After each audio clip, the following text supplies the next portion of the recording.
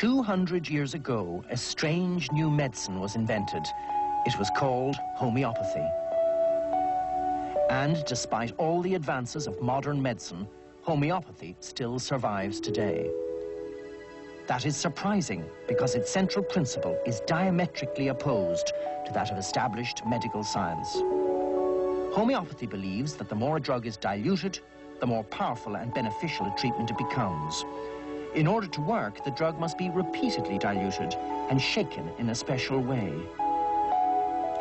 It's a belief system that sounds more like arcane ritual magic than modern rational medicine. And yet, today, in the late 20th century, homeopathy is becoming more and more popular, not just with the general public, but among doctors too. So which is it? Medicine or magic?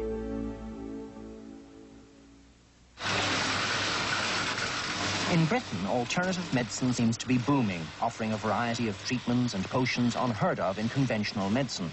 Homeopathic remedies are particularly in demand, suggesting homeopathy has a special appeal.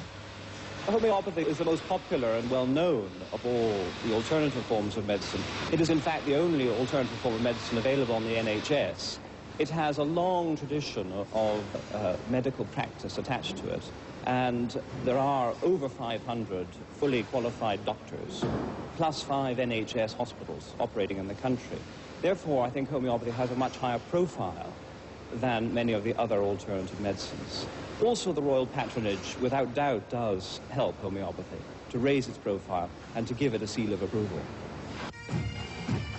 The royals are big fans. The Queen Mother, Prince Charles, and the Queen herself have each given royal warrants to firms of homeopathic chemists. And when medicine was nationalised in 1948, the royal patronage was crucial in ensuring homeopathy became part of the NHS. Cut 1 pilule 3 times a day. Last year, an estimated 8 million Britons took homeopathic remedies and had over 1 million consultations, some of them apparently successful. I saw an immediate improvement within a couple of months. So it was a very dramatic thing that conventional medicine certainly couldn't help me at all, and homeopathy did. He was asthmatic and he was not very well. I took him to the doctor, and the drugs that he was getting were making him rather dopey. So I thought there's got to be another way, and I tried homeopathy, and it's worked. It's been brilliant for him. I wouldn't practice homeopathy if I wasn't convinced, if I hadn't been convinced by my own personal experiences over many years that these things do have effects. I know what, I'm conventionally trained in medicine. I know what you can achieve with conventional drugs.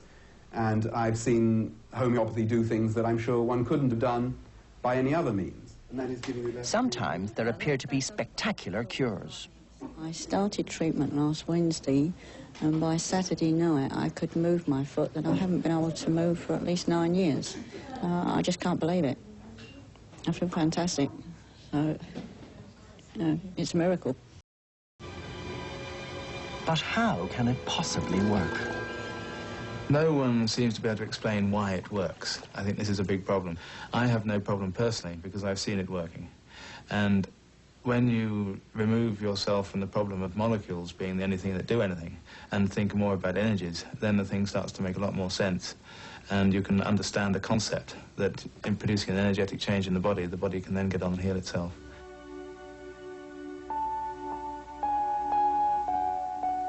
But how can the chemical energy and information in a substance continue to survive repeated dilutions? One theory to explain homeopathy says that the water the substance is diluted in may somehow have a memory of the original substance. It may be that contained within the water is some form of biophysical imprint. Let me give you a model for this. Water is one substance in one concentration, and yet it can take many forms.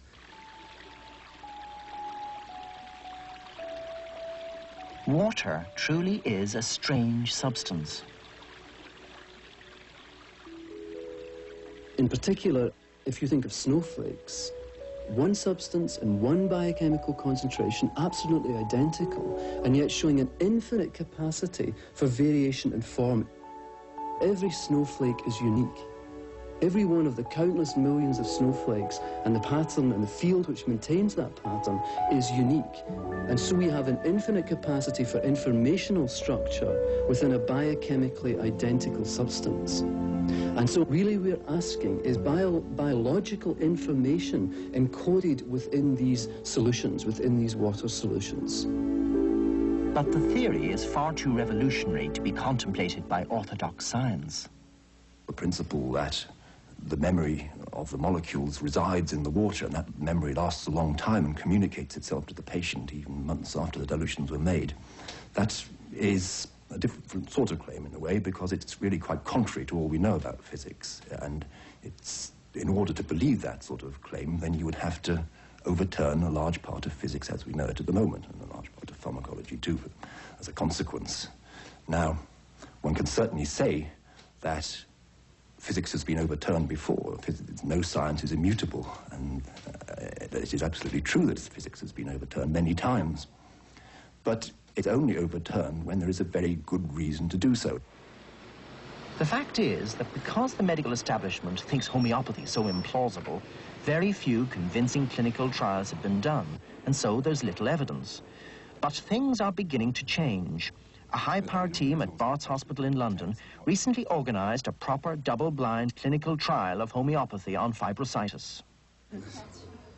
So it's a little tender there, is that right? It's a condition orthodox medicine finds hard to treat, but this preliminary study showed homeopathy did provide some benefit.